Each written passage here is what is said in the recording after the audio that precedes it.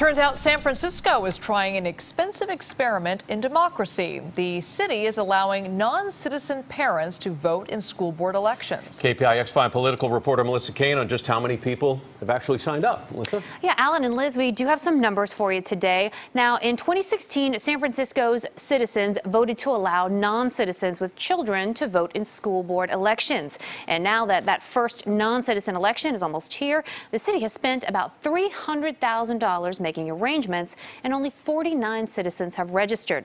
And that works out to about $6,000 a person. We assumed that it would be many thousands potentially that could register, and so far we're at 49. John Arntz is the director of San Francisco elections, and he says non-citizen information cannot be part of the regular voter file. So a whole new system had to be created. So we had to create a separate database. We've created a separate ballot for these folks. We have separate roster pages for the polling places. We have a separate registration affidavit. We have a separate vote by mail ballot application. There's a separate website page. His office budgeted $160,000 for the new systems, and the city gave out more than $100,000 to nonprofits to do community outreach. So if you combine those two totals, roughly $310,000. Still, non-citizens aren't registering, and it may have to do with a state law that says voter information is not totally private.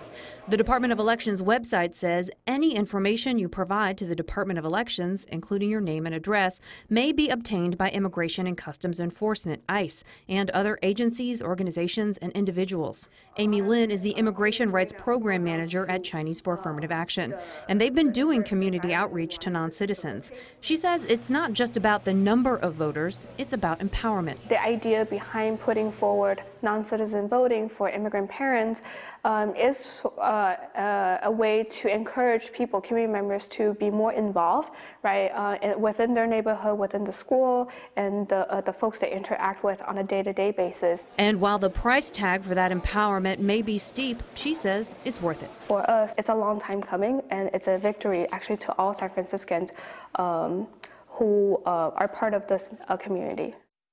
Now, not all non-citizens can register to vote. Remember, they're only voting for the Board of Education. So this is limited to parents or legal guardians of children under 19. But that is still actually a big group. City officials say that 1/3 of all parents whose kids are in San Francisco public schools are non-citizens. Melissa Caen, KPIX 5.